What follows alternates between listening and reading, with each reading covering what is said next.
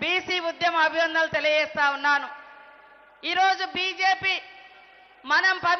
మనం అసెంబ్లీలో బిల్లు పెట్టినప్పుడు 42%కు ఆ రోజు అక్కడ మెప్పు కోసం మరి సంపూర్ణంగా మద్దతు ఇచ్చింది.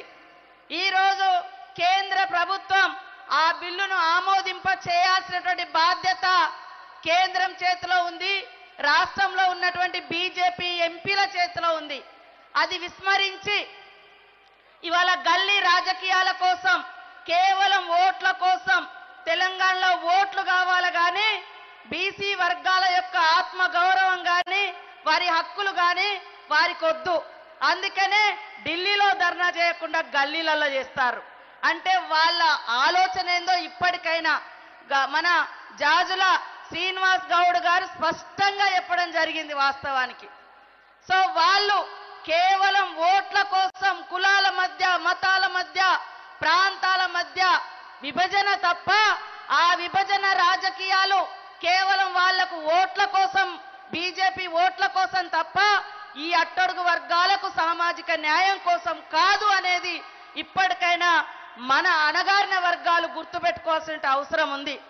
ఈరోజు దేశవ్యాప్తంగా 256 కులాలు, గుజరాత్లో మోడీ పుట్టిన రాష్ట్రంలో మోడీ గారు ఎంపీగా ఉన్న యూపీలో కూడా మరి ముస్లింలను బీసీలుగా పరిగణించి రిజర్వేషన్లు అమలు చేస్తా ఉన్నారు. 256 కులాలకు ముస్లింస్ను బీసీలుగా పరిగణించారు. ఈ రోజు ఇక్కడ బిల్లు ఆమోదించకుండా ముస్లింస్ పేరు చెప్తా ఉన్నారు. అయ్యా, ఏ ఒక్క ముస్లిం క్యాస్ట్ను కూడా ఈ రోజు రేవంత్ రెడ్డి గారి ప్రభుత్వం చేర్చలేదు ఈ రిజర్వేషన్లో. తరతరాలుగా ఎవరైతే వెనుకబడి ఉన్నటువంటి ముస్లింస్లను బీసీలుగా ఉన్నారో వాళ్ళనే ఈ కులగణనలో బీసీలుగా పరిగణించారు తప్ప కొత్తగా చేర్చింది లేదు, తీసేసింది లేదు.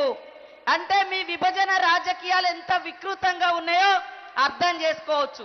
మోడీ గారు పేరుకే బీసీ అంటారు, కానీ ఆయన నరనరాన, ఆయన డిఎన్ఏలోనే బీసీ వ్యతిరేక భావజాలం, అట్టడుగు వర్గాల వ్యతిరేక భావజాలం ఉంది.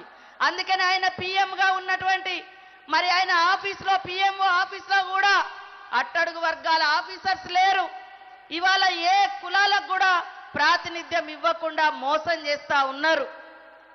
అదే కాకుండా మన మన్మోహన్ సింగ్ గారి ప్రభుత్వంలో మన సోనియమ్మ గారు కూడా మరి ఐఐఎంలో, ఐఐటిలో, మరి ఎడ్యుకేషనల్ ఇన్స్టిట్యూషన్లో రిజర్వేషన్ కావాలి అట్టడుగు వర్గాల కంటే, కాదు రిజర్వేషన్ ఇవ్వద్దు, క్వాలిటీ ఎడ్యుకేషన్ కోసం రిజర్వేషన్లు పనికిరావు అని చెప్పారు. అంటే బడుగు బలహీన వర్గాల బిడ్డలకు ఉద్యోగ, ఉపాధి, విద్యా అవకాశాలలో మరి హై ఎడ్యుకేషనల్ ఇన్స్టిట్యూషన్స్లో అవకాశాలు ఉండొద్దు, రిజర్వేషన్లు ఉండొద్దు అనేది ఆ రోజే వ్యతిరేకించడం జరిగింది. కాబట్టి ఈరోజు కాంగ్రెస్ పార్టీ మరి మన నాయకుడు రాహుల్ గాంధీ గారు యుగానికొక పురుషుల్లాగా, యుగ పురుషుల్లాగా ఆ రోజు 1931లో కులగణన జరిగితే ఈ రోజు సామాజికంగా వెనుకబడ్డ, ఆర్థికంగా ఇవాళ చేతి వృత్తులు, కుల వృత్తులు అంటేనే ఈ దేశానికి వెన్నెముక. ఈ వృత్తులను నమ్ముకొని బతికేది మరి బీసీ బిడ్డలు. ఈరోజు సాంకేతిక పరిజ్ఞానం పెరిగిన క్రమంలో కుల వృత్తులు, చేతి వృత్తులు వెనుకబడిపోయి వారికి ఉపాధి కూడా కష్టంగా మారింది.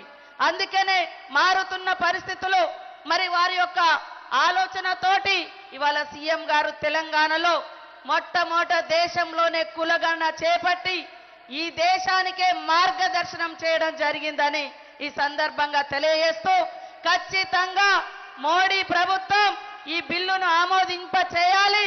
రాబోయేటువంటి స్థానిక సంస్థలలో మా యొక్క బీసీ బిడ్డలకు 42% రిజర్వేషన్ ఇస్తే అధికారంలో, మరి అదే విధంగా ప్రభుత్వ గ్రామ పంచాయతీ నుంచి రాష్ట్ర స్థాయి నిర్ణయాలలో కూడా కీలక పాత్ర పోషిస్తారు. కాబట్టి ఖచ్చితంగా ఈ రిజర్వేషన్ బిల్లును ఆమోదించాలని మరి బీజేపీ ప్రభుత్వాన్ని డిమాండ్ చేస్తూ, అయ్యా బీజేపీ నాయకులు, బీఆర్ఎస్ నాయకులు కులగణన జరిగేటప్పుడు అనేక విచ్ఛిన్నకరమైనటువంటి మాటలు మాట్లాడారు. బీజేపీ నాయకులు కొంతమంది పాల్గొనలేదు, ఇక బీఆర్ఎస్ నాయకులైతే మామ కొడుకు అల్లుడు వాళ్ళు పాల్గొనలేదు. ఇవాళ ఏదేదో మాట్లాడుతున్నారు. మాట ఇచ్చిందంటే కట్టుబడి ఉండి పని చేసేది కాంగ్రెస్ పార్టీ. మరి అట్టడుగు వర్గాలకు అండగా ఉండేది కాంగ్రెస్ పార్టీ. కాబట్టి ప్రతి ఒక్కరు కూడా మన యొక్క ఎజెండాను, బడుగు బలహీన వర్గాల యొక్క హక్కులను క్షేత్రస్థాయికి తీసుకెళ్లి పెద్ద ఎత్తున ప్రచారం చేసి రాబోయే కాలంలో బీజేపీకి బుద్ధి చెప్పాల్సిన అవసరం ఉంది. ఈ బీసీ వర్గాల వ్యతిరేక పార్టీ బీజేపీకి మరి ఊళ్ళకు రానియకుండా తరిమి కొట్టాల్సిన అవసరం ఉందని కూడా ఈ సందర్భంగా తెలియజేస్తూ నాకు ఈ అవకాశం కల్పించిన మీ అందరికీ పేరు పేరున జై బీసీ, జై బీసీ.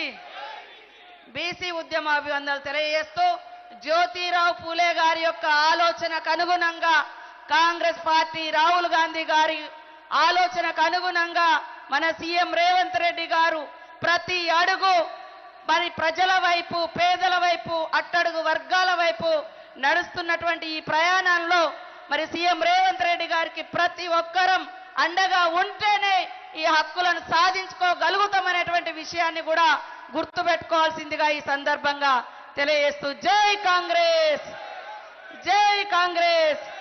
థ్యాంక్ యూ అక్క. హలో, థ్యాంక్ యూ అక్క. హలో, నెక్స్ట్ పెద్దలు minister for irrigation, food and civil supply మంత్రివర్యులు పెద్దలు ఉత్తమన్న గారిని మాట్లాడవలసిందే కోరుతున్నాను.